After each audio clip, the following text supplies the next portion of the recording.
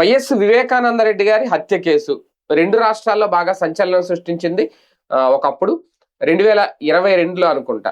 ఇక్కడ నమ్మకం లేదు అంటే తెలంగాణ సిబిఐ కోర్ట్‌కి ట్రాన్స్‌ఫర్ చేయాలని చెప్పి అప్పట్లో సుప్రీం కోర్ట్ చెప్పడం. తర్వాత సిబిఐ ఇంక తదుపరి విచారణ ఏమి లేదు. విచారణ అయితే అయిపోయిందని తేల్చి చెప్పాడు. దాదాపుగా ఇంకా కేసు అయిపోయింది. ఇంకేం లేదు అని అనుకున్నారు. కానీ సడెన్‌గా చూస్తే ఇప్పుడు మళ్ళీ వైఎస్ అవినాష్ రెడ్డి ఇంటి మీద కోకాపేటలో ఉంటదట ఆయన ఇల్లు. అక్కడ సడెన్‌గా ఈడీ సోదాలు నిర్వహించింది. దాంతో పాటు ఇక్కడ పులివెందుల్లో కూడా వాళ్ళ తండ్రి గారి ఇంటి భాస్కర్ రెడ్డి గారి ఇంట్లో కూడా సోదాలు నిర్వహించిందట. కొన్ని కీలకమైన డాక్యుమెంట్ల కోసం ఈ సోదాలు నిర్వహిస్తున్నారు అనేది ఇంకా చాలా చోట్ల తనిఖీలు అయితే వరుసగా చేపట్టారట.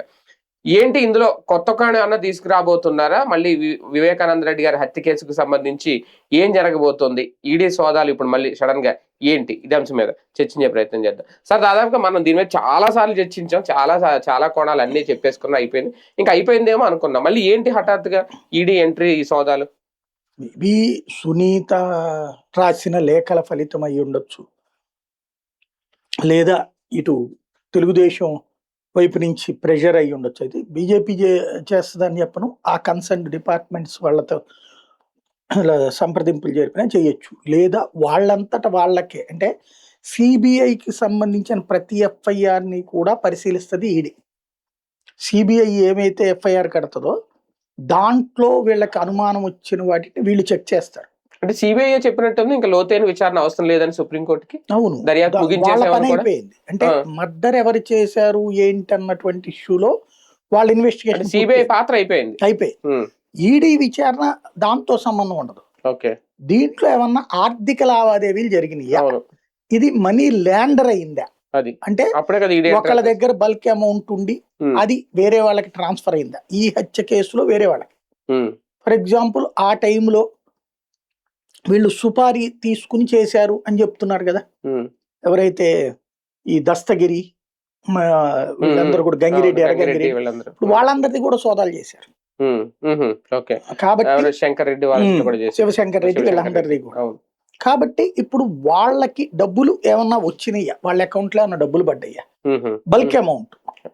ఇప్పుడు వీళ్ళు చెప్పడం అయితే అప్పుడు సిబిఐ వాళ్ళ second investigation, first Sudha Singh investigation లో అయితే వీళ్ళు సుపారీ తీసుకున్నారు ఒక డాక్యుమెంట్ కోసం అన్నటువంటి తేల్చారు. ఈ సుపారీ కాదు, అప్పుడు సుధా సింగ్ దర్యాప్తులో తేల్చినటువంటి విషయం ఏంటంటే వివేకానంద రెడ్డిని అడ్డు పెట్టుకుని డబ్బులు సంపాదించాలన్నటువంటి ఫీలింగ్ ఏమో ఎర్రగంగిరెడ్డికి కానీ శివశంకర్ రెడ్డికి కానీ ఈ దస్తగిరికి కానీ వీళ్ళకుంది. శివశంకర్ రెడ్డి కూడా లేడు అప్పుడు దాంట్లో, ప్రధానంగా వీళ్ళే ఎర్రగంగిరెడ్డి తర్వాత దస్తగిరి ఈ బ్యాచ్ అందరూ. వీళ్ళ అతని దగ్గర వాస్తవంగా ఆదాయ వనరులు లేవు. అంతకు ముందు చేతి నిండా డబ్బు ఉండేది. ఎప్పుడైతే అతను రెండో పెళ్లి చేసుకున్నాడు అని తెలిసిన తర్వాత అమ్మాయికి ₹1,00,00,000 పెట్టి ఒక తాజ్ మహల్ లాంటి మోడల్లో అక్కడే ఇల్లు కట్టించాడు పులివెందుల్లో అనేది చూశాక, పులివెందులు ఏంటి కడప అంతా, ఇక అసలు ఆ ఏరియా మొత్తం ఓ ప్రచారం ఆటోమేటిక్గా జరిగిపోతుంది. ఇతను ఇట్లాగా రెండో పెళ్లి చేసుకున్నాడు అన్నది పేరు మార్చుకోవడం విధానం. ఇది తమ పరువు పోతుంది అన్నటువంటి ఉద్దేశంతో ఆ ఇల్లు స్వాధీనం చేసేసుకుని అమ్మాయిని తరిమేశారు వీళ్ళు. అమ్మాయి హైదరాబాద్లో ఉంటున్నటువంటి సందర్భంలో వీళ్ళిక ఈయన అక్కడికి కూడా డబ్బులు పంపిస్తున్నాడని తెలిసి ఈయన చేతిలో ఉన్నటువంటి అంటే మొత్తం ఆస్తులన్నీ కూడా ఒక జాయింట్ ప్రాపర్టీ కింద రాయిచ్చి దాన్ని అంటే దాన్ని ఏంటి ఒక ఆర్గనైజేషన్ కిందకి తీసుకొచ్చి స్ట్రక్చర్లో అందులో 3 వాటాల కింద, ఒకటి వివేకానంద రెడ్డికి, ఒక వాటా సునీతకి, ఒక వాటా వివేకానంద రెడ్డి గారి భార్యకి, ముగ్గురికి అని రాసుకుని జాయింట్ చెక్ పవర్ అని పెట్టి, జాయింట్ చెక్ పవర్ లో వచ్చేటప్పటికి పవర్ సీనికి లేకుండా చేశారు. తల్లి కూతురు సంతకం పెడితేనే డబ్బులు వస్తాయి, ఈయన డైరెక్ట్ గా చేసుకుంటే డబ్బులు ఉండవు. దాంతో పాటు ఈయన రెగ్యులర్ మెయింటెనెన్స్ కోసం ఓ పెట్రోల్ బంక్ కి నెలకింతనిచ్చేస్తారు. ఆయన అక్కడే పెట్రోల్ కొట్టించుకోవాలి, మధ్యలో ఇంకెక్కడ కొట్టించుకోవడానికి వీలేదు. రోజువారీ ఖర్చులకి ఇంత అని చెప్పి ఒక 500, 1000 రూపాయలు చాలా వెరీ లిమిటెడ్ ఇచ్చేటటువంటి పద్ధతి పెట్టుకున్నారు అన్నటువంటి. ఇలా చేయడం వల్ల ఆయన చేతిలో మనీ ఆడకపోవడంతో అమ్మాయికి పంపించలేకపోయాడు. ఆ అమ్మాయి ఆ కారణంగా అసంతృప్తికి గురవుతూ వచ్చింది. దాంతో ఎలాగైనా ఒక బల్క్ అమౌంట్ ని సంపాదించాలన్న ఉద్దేశంతో తనకు అలవాటైనటువంటి సెటిల్మెంట్లు చేసే ప్రయత్నంలో భాగంగా కర్ణాటకలో ఉన్నటువంటి ఒక ప్రాపర్టీ సెటిల్మెంట్ తీసుకొచ్చారు. వీళ్ళలో గంగిరెడ్డో ఎవరో, గంగిరెడ్డి అనుకుంటా దాంట్లో గంగిరెడ్డి తీసుకొచ్చాడు. అక్కడ దాదాపుగా 1000 కోట్ల విలువైనటువంటి ప్రాపర్టీ అన్నటువంటిది. ఆ కాగితాలు పట్టుకుని అక్కడికి వెళ్తే అసలు ఆ కాగితాలు ఫేక్ అని అక్కడ ప్రభుత్వమే తేల్చి చెప్పింది. హోంమంత్రి దగ్గరికే వెళ్ళగలిగాడు ఈయనప్పుడు, పలుకుబడి ఉంది కాబట్టి. హోంమంత్రి పోలీసు అధికారులను పిలిచి మాట్లాడి మరి అది ఫేక్ డాక్యుమెంట్లు అని తేల్చారు. అసలు ఆ స్థలమే లేదు అని తేల్చారు. ఆ దాంతో ఏం చేయాలో అర్థం కానప్పుడు మనం గనక కొంత డబ్బులు ఇస్తే ఒక ఇట్లాంటి వాటికి బ్యాంక్ లోన్స్ ఇప్పించేవాడు ఒకడు ఉన్నాడని చెప్పి ఈ గంగిరెడ్డి ఎవరో వీళ్ళ గ్రూప్ లో ఒక అతన్ని పట్టుకొచ్చాడు. అతన్ని తీసుకుని వస్తే అతను నేను చేస్తానని చెప్పి వీళ్ళ దగ్గర అడ్వాన్స్ కింద కొన్ని లక్షలు తీసుకున్నాడు, 20 లక్షలు 30 లక్షలు అట్లాగా. అది కూడా ఇట్లా ఈ పక్కన వాళ్ళే ఇచ్చారు. మళ్ళీ రాబోతాయి కదా, లోన్ వచ్చిన తర్వాత తీసుకోవచ్చులే, ఎందుకంటే లోన్ తీసుకుని ఎగ్గొట్టేయడు, ఇక కాగితాలు వాళ్ళ దగ్గర ఉంటుంది అంతే. బట్ అతని వల్ల కాల, అక్కడికి లేని ప్లేస్ లో ఎట్లా ఇస్తారు, అందులో బల్క్ అమౌంట్ కావాలన్నప్పుడు అది ఇప్పించలేకపోయాడు లోన్. ఆ డబ్బులు వెనక్కి రాలి, నేను ఇచ్చేసానన్నాడు, ఏం చేయమంటారని అడుగుతున్నాడు. కాబట్టి ఇక ఆ సెటిల్మెంట్ అయిపోయింది. ఆ టైంలో ఇంకొక అనుచరుడు వచ్చి రంగురాళ్ల వ్యాపారం ఉంది మా వాడి దగ్గర, కోట్ల రూపాయలు అని చెప్పి కొన్ని రంగురాళ్ళ చూపించితే అది నిజమని నమ్మి ఈయన చివరికి చెక్క పెట్టెలు కూడా, పెద్ద పెద్ద చెక్క పెట్టెలు రంగురాళ్ళు నిల్వ ఉంచుకోవడానికి కూడా కొన్నాడు. అయ్యన్నిటి వ్యవహారాలకు గాను మళ్ళీ వీళ్ళ దగ్గరే అప్పు, ఈ పక్కనున్న అనుచరుల దగ్గరనే తీసుకున్నాడు. ఇలా తీసుకునేటటువంటి క్రమంలో అది తర్వాత చూస్తే ఫేక్ అని తేలింది. అతను కొంత ఈయన దగ్గర నుంచి డబ్బులు రాబట్టడానికి గేమ్ నడిపాడని తేలింది. ఈ రెండిటి వ్యవహారాలతో నష్టపోయి దాదాపు ₹1,00,00,000 దాకా డబ్బులు ఇవ్వాల్సి ఉంది. ఈయనకి దగ్గర ఆస్తులు ఉన్నాయి అంటే చివరికి ఈయన చెట్ పవర్ లేదన్న సంగతి తెలిసింది. ఆ తర్వాత అప్పటిదాకా వాళ్ళకి తెలియదు ఆ విషయము. ఆ తర్వాత దాంతో ఇతన్ని నువ్వేదైనా చేయమని చెప్పి అడిగారు. ఇతను ఏం చేయాలో అర్థం కాని పరిస్థితుల్లో ఉన్నప్పుడు ఈయనకున్నటువంటి సహజ సిద్ధమైన ఆడవాళ్ల బలహీనత కారణంగా ఇందులో ఇటు ఇద్దరికి సంబంధించినటువంటి ఒకళ్ళ భార్య ఒకళ్ళ తల్లితో ఈయన అక్రమ సంబంధం కలిగి ఉండటం, వాళ్ళు కసిగట్టి ఉండటం. ఆ టైంలో ఒక డాక్యుమెంట్ ఏది ఈ అమ్మాయి పేరున, ఈ అమ్మాయికి పుట్టిన బిడ్డకి ఒక ఆస్తి రాసేసాడు ఆయన, తన ఆస్తిని. అది రిజిస్ట్రేషన్ చేయించే ప్రయత్నం చేస్తే కూడా రిజిస్ట్రార్ ఆఫీస్ నుంచి విషయం తెలిసి వాళ్ళ ఎవరైతే బావమరిదికి తెలిసి అక్కడ అడ్డుకున్నారు. అందుకని ఇక గత్యంతరం లేక రిజిస్ట్రీ చేయించాడు. రిజిస్ట్రీతో రాయిస్తారు కదా, అంటే నోటరీతో. ఆ నోటరీ కాగితాలు తీసుకెళ్లి హైదరాబాద్ లో నెక్స్ట్ 2-3 రోజుల్లో ఇవ్వబోతున్నాడు. ఆ విషయం తెలిసి ఎవరు అనేటటువంటిది ఆ కాగితం కోసమే ఈ మర్డర్ జరిగింది. ఆ కాగితానికి కోసం ఎవరికి అందులో నోటరీ రాసేది ఒకటి ఆ అమ్మాయికి దక్కుతుంది. అది ఆపితే ఆస్తి కుటుంబ సభ్యులకి దక్కుతుంది. కాబట్టి ఈ దిశగా విచారణ చేసే క్రమంలో అంటే ఆ కాగితం కోసం అతను కొట్టి చంపింది నోటరీ కాగితం అనేటటువంటి. అయితే అది నిజమా కాదా అన్న తేలాలంటే ఆ డాక్యుమెంట్ దొరకాలి. డాక్యుమెంట్ కోసమే చంపామని ఇప్పుడు అప్రూవర్ గా మరి దస్తగిరి కూడా ఒప్పుకున్నాడు. ఇదే డాక్యుమెంట్ ఇదని చెప్పాలి, అతను నాకు తెలియదు, ఏదో డాక్యుమెంట్ రౌండ్ స్టాంప్ వేసి ఉంది అన్నాడు. రౌండ్ స్టాంపులు సాధారణంగా నోటరీ స్టాంప్ వేస్తుంటారు కాబట్టి అది ఇంకొక కాగితం కూడా ఏమీ లేదు. ఇంకా కొన్ని వీళ్ళన్నా చెప్పు ఉండాలి కదా, సునీత లేకపోతే వాళ్ళు ఆవిడ మా దగ్గర ఈ ఆస్తి డాక్యుమెంట్ ఎవడో కొట్టేశారు అక్కడ అని అట్లాంటిది ఏం వాళ్ళు కంప్లైంట్ చేయలే. కానీ కాగితం కోసమే అతన్ని కొట్టాము అనేదైతే ఒప్పుకున్నారు. కాగితం అతను కాళ్ళు పట్టుకున్నాడు, ఆ కాగితం వదిలేయండిరా, జీవితంలో ఇది ఒక్కటే మిమ్మల్ని అడుగుతున్నాను రా అని కాళ్ళు పట్టుకున్నా సరే కొట్టి నేను గుండెల మీద గోడలతో నరికానని కూడా దస్తగిరి చెప్పుకొచ్చాడు. ఆ కాగితం తీసుకుని చెక్ చేసుకుని వెళ్ళామని కూడా చెప్పాడు, 2 సార్లు చెక్ చేసుకుని వెళ్ళామని కూడా దస్తగిరి చెప్పినటువంటి దీంట్లో. అది ఇది అప్పుడు సుధా సింగ్ దర్యాప్తులో తేలింది. తర్వాత వచ్చినటువంటి రామ్ సింగ్ విచారణలో దాన్ని డైవర్ట్ అయింది.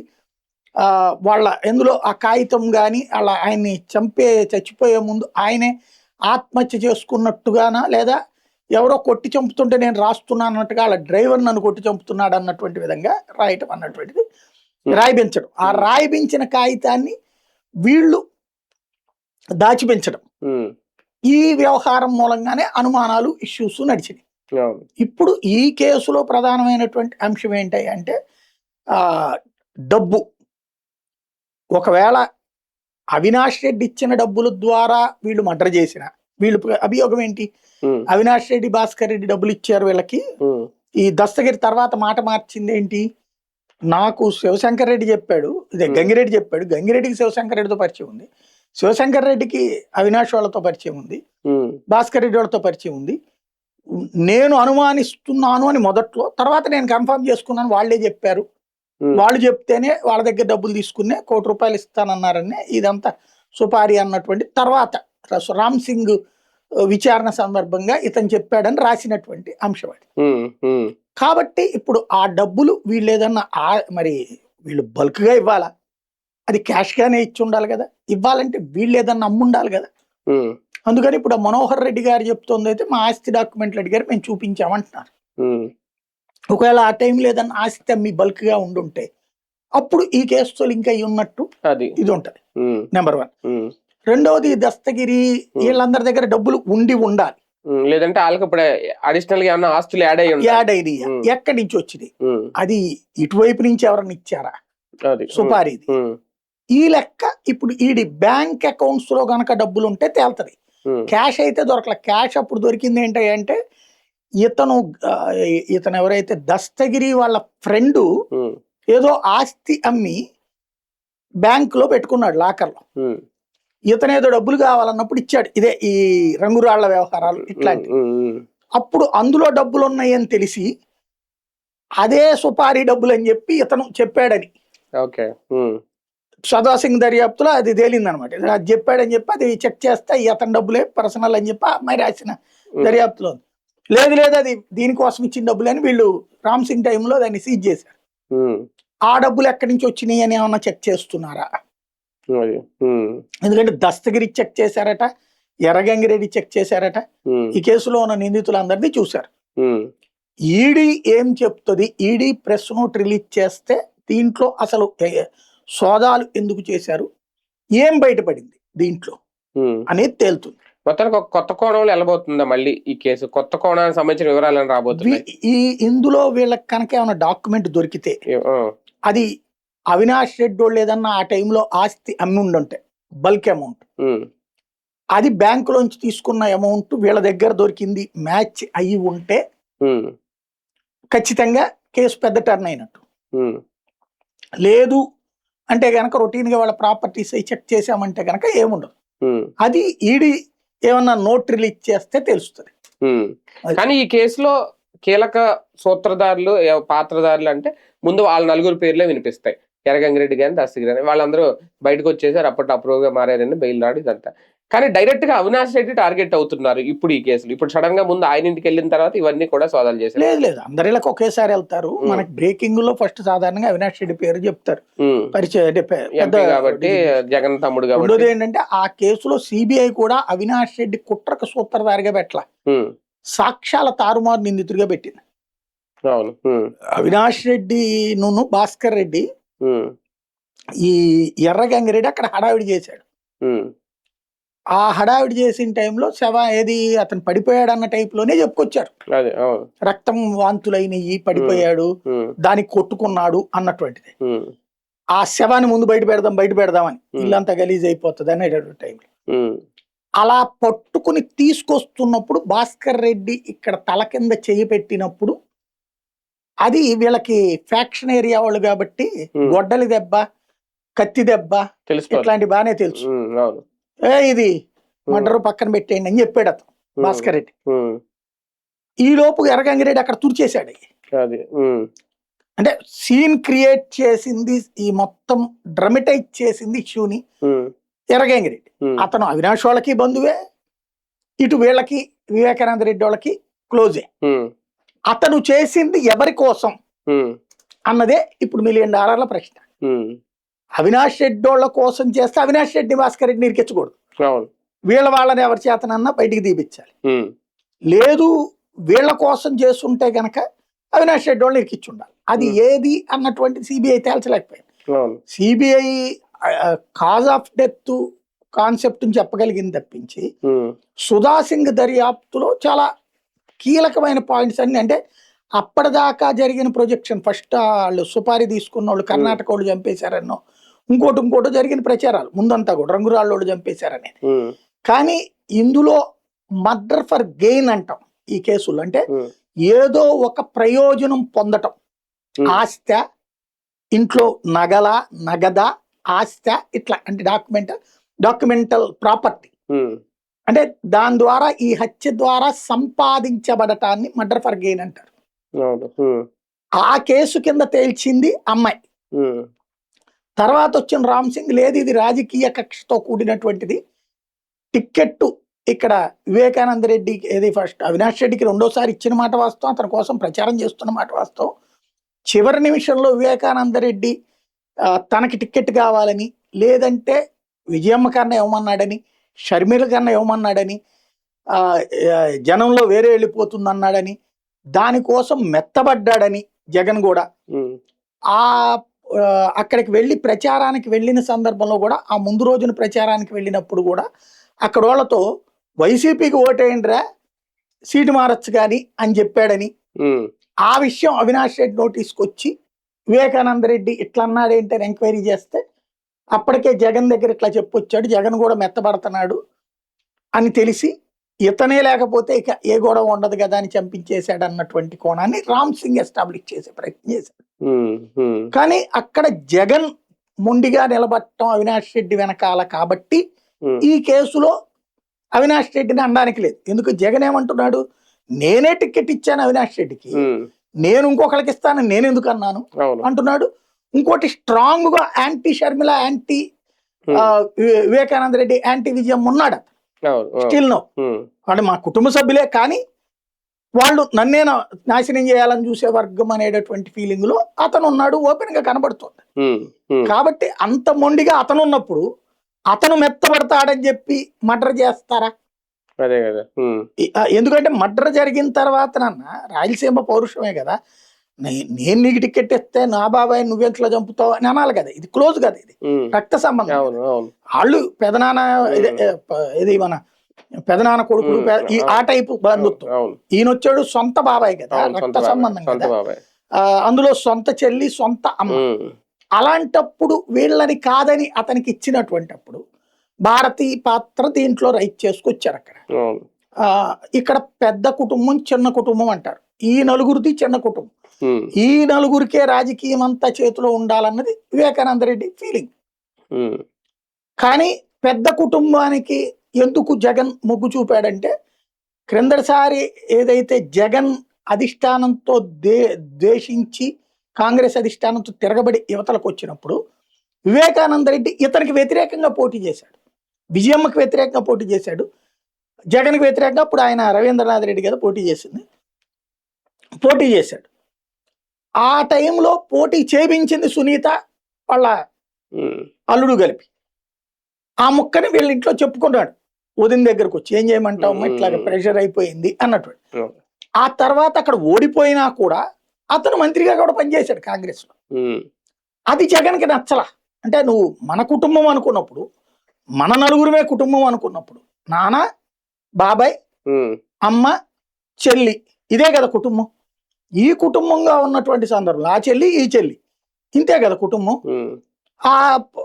అటు పక్కన చెల్లి వాళ్ళ భర్త, ఇటు తన భార్య, అంటే ఈ ఆరుగురు, అటు చెల్లి వాళ్ళ భర్త షర్మిల వాళ్ళ భర్తతో వెళ్తే 7. ఇది ఒక చిన్న కుటుంబం. అలాంటిది ఆ రోజున జగన్ కూర్చున్నా విజయమ్మ కూర్చున్నా, అంతకుముందు ఏంటి వివేకానంద రెడ్డి గెలిపించేవాడు రాజశేఖర రెడ్డిని కానీ వాళ్ళ కుటుంబాన్ని జగన్ అయినా మొత్తం అతనికే ప్లానింగ్ అంతా తెలుసు అనేటటువంటిది ఫీలింగ్ ఉండేది. అట్లాంటిది వివేకానంద రెడ్డి అవతలకి వెళ్ళిపోతే జగన్ ఏమైపోతాడు, విజయం ఏడ గెలుస్తుంది అన్నటువంటి సందర్భంలో అసలు చరిత్రలోనే ఎన్నడూ లేనంత భారీ మెజార్టీతో జగన్ గెలిచాడు. చరిత్రలోనే ఎన్నడూ లేనంత, ఇవాటికి కూడా హైయెస్ట్ ఓటు మెజార్టీ. విజయమ్మ ఘన విజయం సాధించినారు. ఇది ఎవరు చేశారు, పోల్ మేనేజ్మెంట్ అవినాష్ రెడ్డి భాస్కర్ రెడ్డి చేసినట్టు, అంటే పెద్ద కుటుంబం చేసినారు. అట్లాంటప్పుడు పెద్ద కుటుంబానికి సంబంధించిన వివేకానంద రెడ్డి ఆ తర్వాత తను దెబ్బతిన్నాక కాంగ్రెస్ నాశనం అయ్యాక మళ్ళీ వచ్చి ఈయన పంచం చేరాడు. చేరి మళ్ళీ సెంటిమెంట్ రైజ్ చేసుకొచ్చాడు. అంతకుముందు సెంటిమెంట్ని పక్కన పెట్టినోడు మళ్ళీ సెంటిమెంట్ని వాడటం బిగించేశాడు. ఉమ్, అప్పుడు పర్లేదులే అని ఎమ్మెల్సీ ఇచ్చాడు. కానీ ఎమ్మెల్సీని అవును, గెలుచుకుంది ఎవరు? టీడీపీ. ఉమ్, వీళ్ళకి సంపూర్ణమైన మెజారిటీ ఉన్న స్థానిక సంస్థలు ఎన్నికలు. అవును, కానీ భాస్కర్ రెడ్డి, అవినాష్ రెడ్డి ఈయన్ని ఓడించారు. ఉమ్, తెలుగుదేశంతో కలిసిపోయారు వాళ్ళు. అవును, బీటెక్ రవిని గెలవడానికి కారణమైనటువంటి వాళ్ళు. ఉమ్, అంటే అక్కడ జగన్ టికెట్ ఇచ్చినా వాళ్ళు దెబ్బ కొట్టారు. ఓకే, ఉమ్, ఆ పాయింట్ అని చెప్పి వివేకానంద రెడ్డి ఇక్కడ జగన్ ని కన్విన్స్ చేశాడు అంటే, జగన్ మరి కన్విన్స్ అయ్యి ఉంటే తర్వాత అవినాష్ టికెట్ ఇవ్వకూడదు కదా. ఉమ్, ఇంకోటి వివేకానంద రెడ్డి కూడా టికెట్ ఇవ్వలేదు కదా, నువ్వు వెళ్ళి ప్రచారం చేయమన్నాడు కదా. అంటే ఇంకోటి జగన్ గనక ఆ రోజున వివేకానంద రెడ్డిని గెలిపించాలనుకుని వీళ్ళు కాదని గనక బీటెక్ రవిని గెలిపించుంటే జగన్ ఊరుకుంటాడా? ఎంత మొండిగా ఉంటాడు జగన్. నచ్చకపోతే ఎవరిని దగ్గరికి రానియడు కదా. అట్లాంటి వాడు రానిచ్చాడంటే అవినాష్ రెడ్డిని, జగనే టికెట్ ఇచ్చి ఓడగొట్టించాడు అని కూడా అనుకోవచ్చు కదా ఉమ్, అంతే, ఉమ్, వివేకానంద రెడ్డి. అట్లాంటి మనిషి వివేకానంద రెడ్డి కోసం అవినాష్ రెడ్డిని పక్కన పెడతాడా? ఉమ్, అవినాష్ రెడ్డికి జగన్కి మంచి జిగిరి దోస్తి ఉంది అనేది అర్థమవుతుంది అక్కడ. ఉమ్, కాబట్టి ఇక్కడ ఇందులో రాజకీయ కోణం ఏ మేరకు అన్నటువంటి పాయింట్ ఇదంతా సిబిఐ దర్యాప్తులు అయిపోయింది. అయిపోయింది. ఇప్పుడు ఇక మనీ లాండరింగ్ కనుక అంటే భాస్కర్ రెడ్డి వాళ్ళ కుటుంబంలో ఏమన్నా ఆస్తులు అమ్ముకుని అవినాష్ రెడ్డి కానీ భాస్కర్ రెడ్డి కానీ మనోహర్ రెడ్డి కానీ వీళ్ళు ఏమన్నా ఆ టైంలో ఆస్తి అమ్మి బల్క్ అమౌంట్ ట్రాన్స్ఫర్లు ఏమన్నా గుర్తు తెలియని వ్యక్తులకి చేసి త్రూ వాళ్ళ ద్వారా వీళ్ళకి డబ్బులు వచ్చి ఉంటే వీళ్ళది, లేదా వాళ్ళకు వచ్చిన డబ్బులు ఎవరి అనేటటువంటిది ఇన్వెస్టిగేట్ చెయ్యొచ్చు ఏమో అనుకుంటున్నాను నేను. ఇప్పుడు ఆ కోణంలో కూపీలాగి కొత్త వివరాలు సార్. ఒకటి ఇందులో అంటే ఈ 2 ఏళ్లలో సునీత గారు కూడా కలిసినట్టున్నారు చంద్రబాబు నాయుడు గారు 1 2 సార్లు దీని గురించి. తర్వాత రీసెంట్ గా కొన్ని రోజుల క్రితం పోలీస్ ఆఫీసర్స్ తో ప్రెస్ మీట్ పెట్టినప్పుడు, అదే సమీక్ష పెట్టుకున్నప్పుడు, ప్రెస్ మీట్ కాదు పెట్టినప్పుడు బాబు గారు అన్నారట, వివేకానంద రెడ్డి హత్య కేసులో కూడా మీరు సరిగ్గా ఏం చేయలేకపోయారు, అక్కడ ఆధారాలు చెరిపేస్తుంటే మీరు పట్టించుకోలేదు అంటే ఆంధ్రప్రదేశ్లో చదివాను నేను, లోపల ఏం జరిగిందో మనకు తెలియదు అన్నారట. అన్న తర్వాత కొన్ని రోజులకి ఇప్పుడు ఇది ఈడీ సోదాలు జరగడం అంటే కేసు స్పీడప్ అవడానికి ప్రభుత్వం అన్న వెనక నుంచి చేస్తుందా? అంటే ప్రాక్టికల్ గా వీళ్ళ వైపు నుంచి కొత్తగా చేసేది ఏం లేదు. కోర్టులోకి ఛార్జ్ షీట్లు అయిపోయాక సునీత డ్రాగ్ చేసింది, స్పీడ్ అవ్వాలనుకోవాలి, డ్రాగ్ చెయ్యాలనుకుంటుంది కానీ స్పీడ్ అవ్వాలనుకోవట్లా. ఏదో ఒక కారణం చూపెట్టి ఎందుకు సాగదీస్తుందో తెలియదు. సుప్రీంకోర్టు చెప్పినా కూడా జగన్ పేరు భారతి పేరు పెట్టించాలన్నటువంటి ఎజెండాతో పనిచేస్తుంది తప్ప కేసులో కోర్టులో నువ్వు ఆర్గ్యుమెంట్స్ వినిపించి అంటే పబ్లిక్ ప్రాసిక్యూటర్ వినిపిస్తారు, ఆ తర్వాత శిక్షలు పడేలాగా చేయగలిగితే అవినాష్ రెడ్డికి అయిపోతుంది. జగన్ భారతీయులది అందులో లేదన్నటువంటి విషయం తేల్చేసేది. దాంతో పాటు ఈమె ఏదో టైమింగ్ గురించి చెప్పుకొచ్చింది. ఆ టైమింగ్ నువ్వు గ్రీనిచ్ టైమింగ్ లెక్కన చూసుకున్నప్పుడు అది ఇండియన్ టైమింగ్ లో అయితే ఉదయం 7:30కి అయితే ఈ అమ్మాయి రాత్రి పుట్లదనే లెక్కనే చెప్తోంది అమెరికన్ కాన్సెప్ట్ తో. ఆ విషయాన్ని సిబిఐ చెప్పినా కూడా లేదు ఇంకా ఎంక్వైరీ చేయమంటే సిబిఐ పోనీ ఇదివరకటి రోజుల్లో అయితే గనక జగన్ అధికారంలో ఉన్నాడు, బీజేపీతో దగ్గర ఉన్నాడు అనేదో చెప్పచ్చు. ఇప్పుడు తెలుగుదేశంతోనే కదా కూటమి అక్కడ నడుస్తోంది. అయినా ఇప్పుడే కదా సుప్రీంకోర్టుకి కూడా సిబిఐ చెప్పేసింది. కాబట్టి ఇంకా ఈ అమ్మాయి చెప్పే మాటకి వ్యాలిడిటీ ఉండట్లేదు. కాబట్టి సాగతీయాలనుకుంటున్నటువంటి సునీత త్వరగా తెమలాలనుకుంటున్నది ఒకటి బాబు గారికి కాదు, తెలుగుదేశంలో అందరికీ కూడా. ఈవెన్ ఏబి వెంకటేశ్వరరావు గారి మీద తెలుగుదేశం చంద్రబాబు గారి దగ్గరికి రానికపోవడానికి కారణాలు ఇదొకటి అంటారు. ఎందుకంటే ఆ రోజున కరెక్ట్ గా హ్యాండిల్ చేయలేదు, లేకపోతే అప్పుడే జగన్ ఇరికిచ్చేవాళ్ళం.